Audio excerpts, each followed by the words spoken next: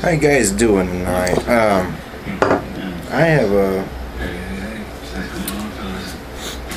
a couple of people I've known for a while on my Facebook, since I'm posting this on Facebook.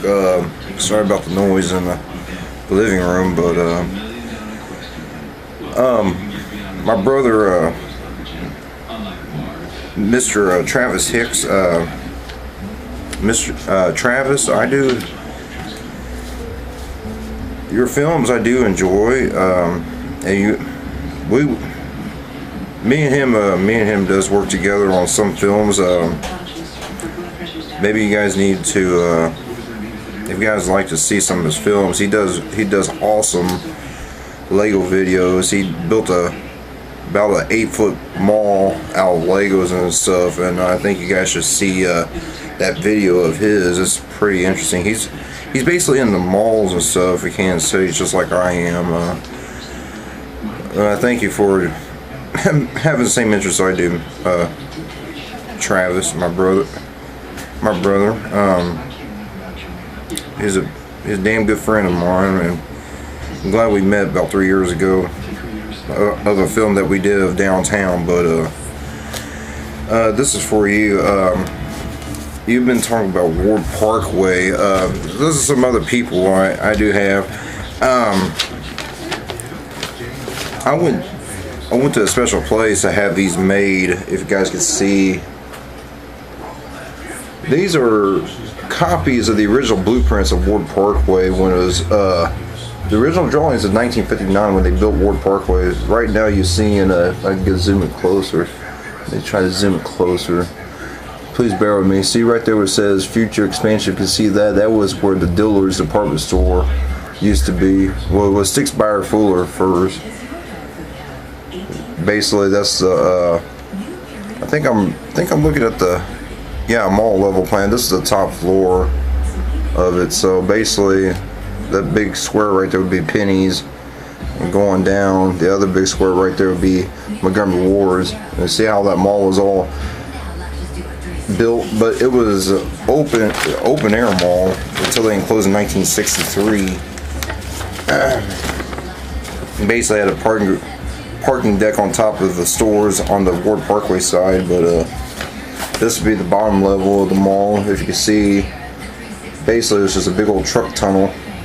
These are the original plans from Ward Parkway, the blueprints of Ward Parkway. It's just copies of them from 1959 when the mall was built.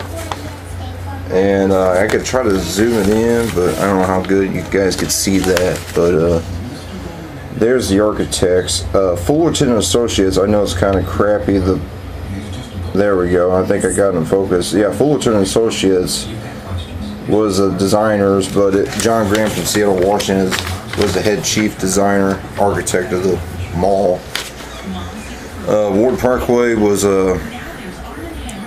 developed and owned by the Crow brothers in 1959, but they owned the mall till about 1980, about mid 80s. Then they went bankrupt because of redevelopments of the mall with the Ramus Group Architects, which those architects are the ones that Christopher Ramus and his architectural firm is the ones who designed Bannister Mall in 1980. The architect of Bannister Mall in 1980, Christopher Ramus Group Architects. As for you, Mr. Hicks,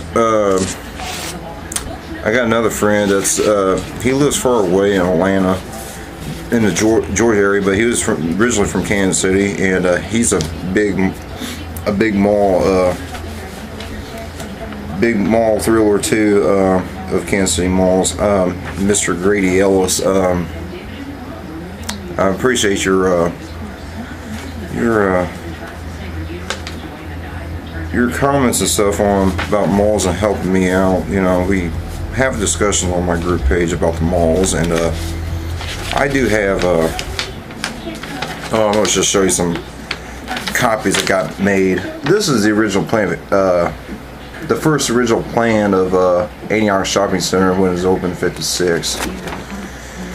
If you can see, there's the architects, Kivet and Myers, Clarence Kivet and Ralph Myers, architects. They're the ones that also designed the Truman Sports Complex in the 70s and KCI Airport in 1972 when it opened.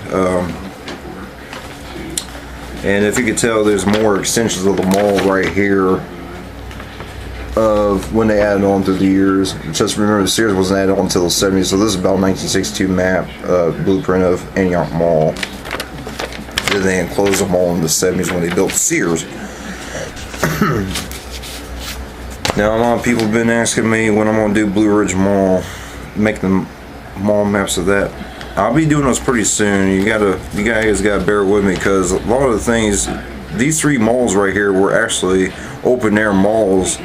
All three of these malls were built in the 50s, so, and all but one, like I said, Ward Parkway was enclosed in 63, but Blue Ridge and Antioch were still open air malls till about the 70s, because Blue Ridge opened the new JCPenney's in on the west side about 1973, and then that's when they enclosed the mall, about 73 or 74, around that era.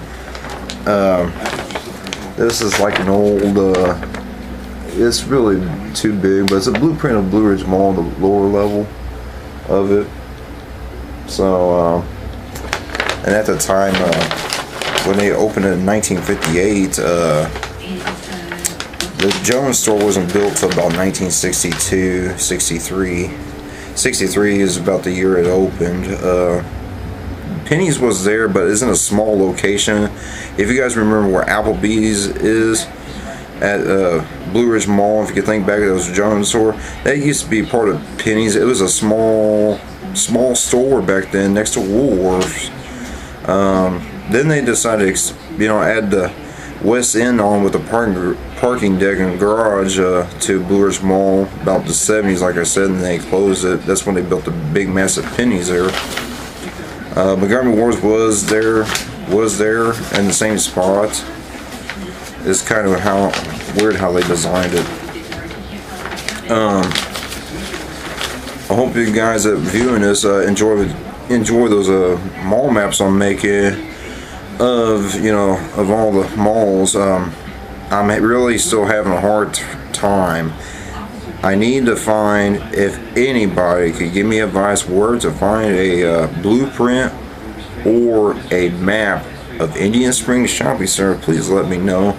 That one's going to be a real, sorry to say, a real bitch to do, because I don't have no clue, and I can't go inside it no more since they closed the whole damn thing down. So because they'll get prepared to demolish that mall too.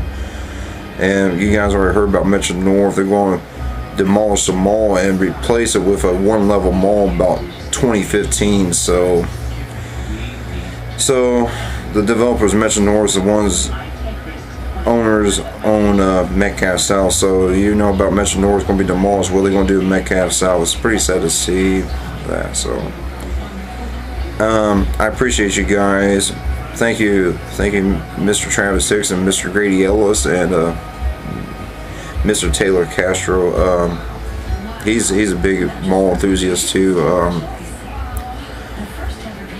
I really trying to get this stuff done. I got a lot of free time. Yes, I still work at the Twin. So I really have more time left. So Casey History Man's back in power, so be expecting more doings on Facebook on the group pages. So, but it's going to take a little time, so guys, bear with me. Thank you for watching this. Good night.